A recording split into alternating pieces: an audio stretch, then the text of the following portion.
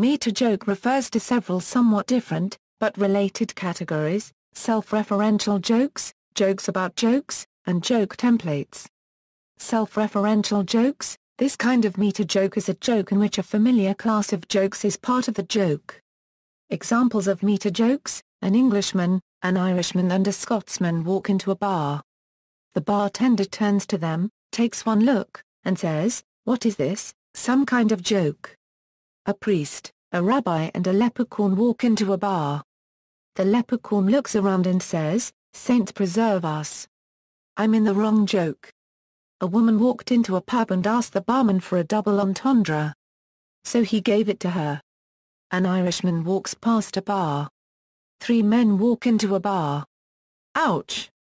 A dyslexic man walks into a bar. 2 men walk into a bar.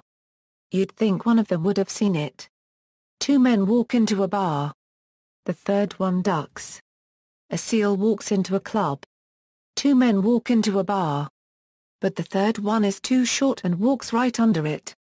3 blind mice walk into a bar, but they are unaware of their surroundings, so to derive humor from it would be exploitative. Bill Bailey. My dog's got no dictionary.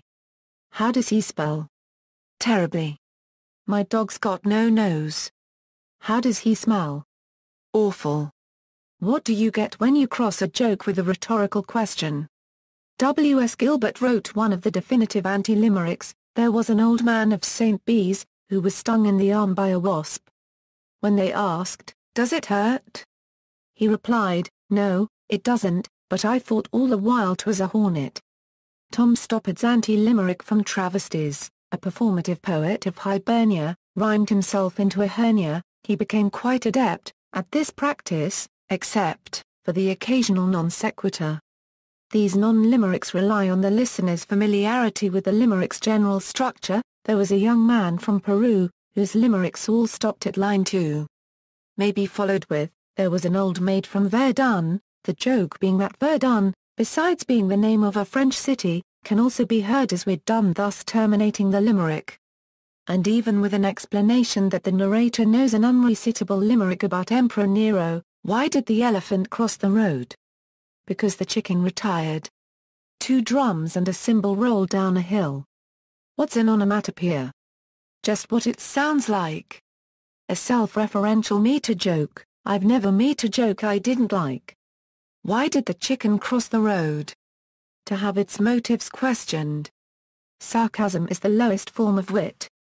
Lystexia: there was a man who entered a local paper's pun contest. He sent in 10 different puns, in the hope that at least one of the puns would win. Unfortunately, no pun intended.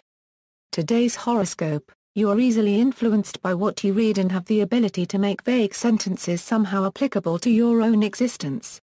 Jokes about jokes: meta-humor is humor about humor. Here meta is used to describe that the joke explicitly talks about other jokes, a usage similar to the words metadata, metatheatrics, and metafiction. Mark Galanter in the introduction to his book Lowering the Bar, Lawyer Jokes and Legal Culture cites a meta-joke in a speech of Chief Justice William Rehnquist. "I've often started off with a lawyer joke, a complete caricature of a lawyer who's been nasty, greedy, and unethical. But I've stopped that practice. I gradually realized that the lawyers in the audience didn't think the jokes were funny and the non-lawyers didn't know they were jokes." E.B. White has joked about humor, saying that humor can be dissected, as a frog can, but the thing dies in the process and the innards are discouraging to any but the pure scientific mind. Another kind of meta-humor is when jokes make fun of poor jokes by replacing a familiar punchline with a serious or nonsensical alternative. Such jokes expose the fundamental criterion for joke definition, funniness, via its deletion.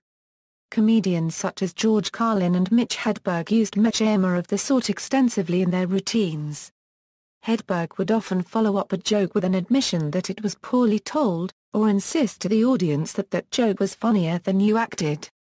These follow-ups usually get laughs superior to those of the perceived poor joke and serve to cover an awkward silence.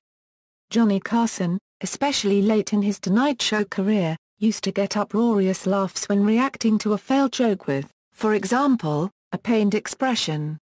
Similarly, Jon Stewart, hosting his own television program, often wrings his tie and grimaces following an uncomfortable clip or jab. Eddie Izzard often reacts to a failed joke by miming writing on a paper pad and murmuring into the microphone something along the lines of "must make joke funnier," or "don't use again," while glancing at the audience. In one memorable scene, Groucho Marx said into a telephone, "Do you have Prince Albert in a can?"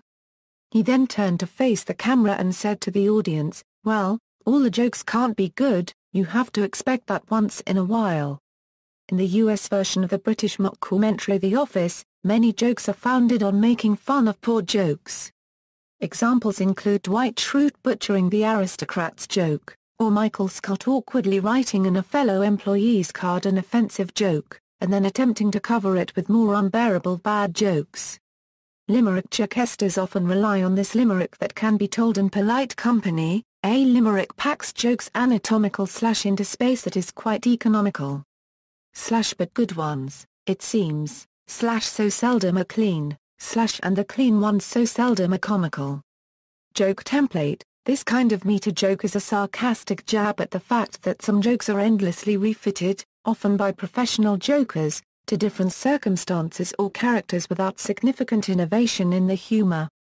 3 people of different nationalities walk into a bar. 2 of them say something smart, and the third one makes a mockery of his fellow countrymen by acting stupid. 3 blokes walk into a pub. One of them is a little bit stupid, and the whole scene unfolds with a tedious inevitability. Bill Bailey, how many members of a certain demographic group does it take to perform a specified task? A finite number, 1 to perform the task and the remainder to act in a manner stereotypical of the group in question. There once was an X from place B, who satisfied predicate P, then X did thing A, in a specified way, resulting in circumstance C. The philosopher Sidney Magen Besser summarized Jewish logic as if P, so why not Q? See also, Fourth Wall, meta reference, meta parody, self-reference, snow clone. References